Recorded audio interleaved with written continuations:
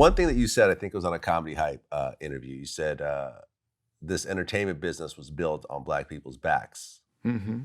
but they don't respect the people that it was built on. Mm-hmm. I believe that. Explain that. Because none of these systems were built for us.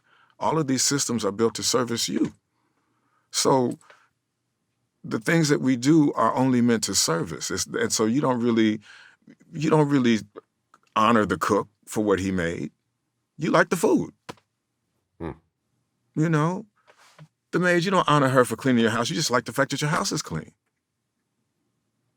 So that's how it, until we have more control over what we put out and how we make the money from it, that's the way it feels. But we are getting more control. We are having more control over our images and over the pockets that produce those images.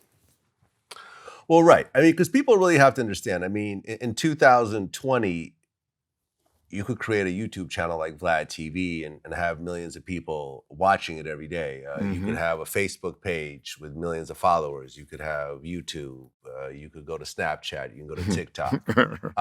You could sell your content to Netflix or Amazon Video or whoever else the new streaming service is. Quibi that came and went.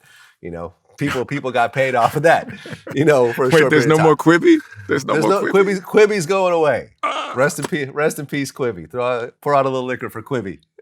That $1 billion they got just didn't quite work out.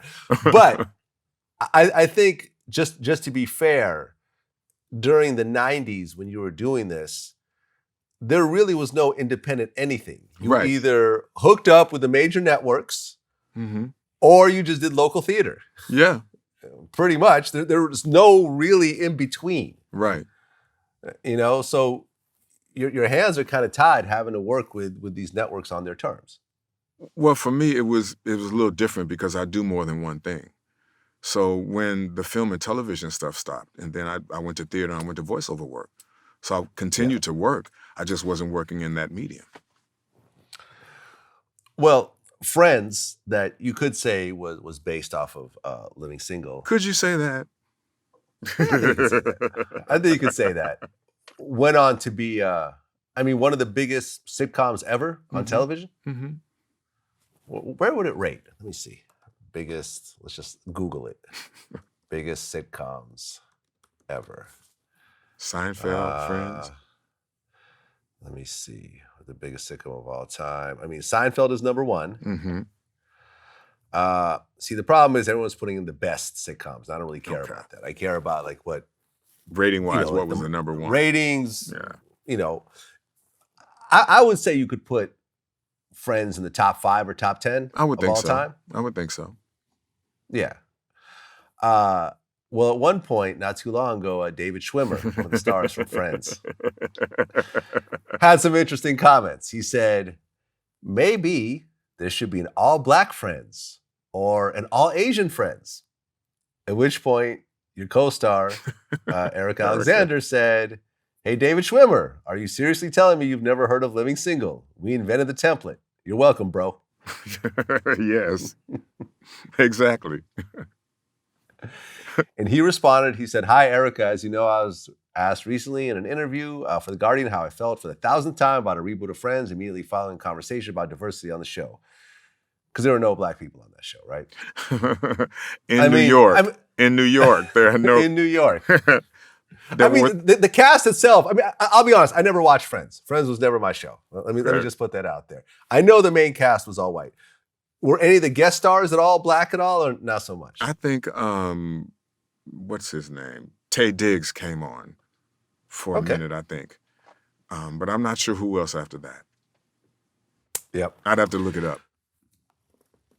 So he said, I was asked for 1,000 times about a reboot of Friends, immediately following a conversation about diversity on the show, and so offered up other possibilities for a reimagining of the show today. I didn't mean to imply Living Single hadn't existed or indeed hadn't come before Friends, which I knew it had. Okay. Backpedal. Backpedal. But, it's, again, we have to remember this is not everybody's world. Black television, everybody doesn't watch Black television.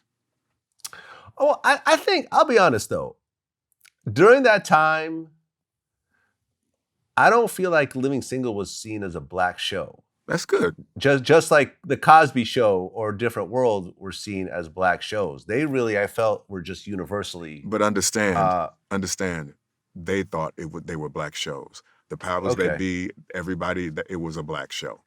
Now, public may have that impression that it was just a great show. They didn't see the color. But networks, ratings, black show.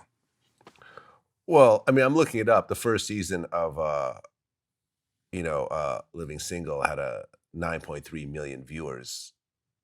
That is not just a strictly black audience. It's just No, it's not. But it's still considered a black show. You're not getting numbers. You're not getting numbers like that if only black people are watching the show. I didn't say that. I didn't say only black people. I said not a lot of other people were watching black television. That show was different. And again, the networks, it was a black show for them. It wasn't just a show. Friends was just a show. Living Single was their black show.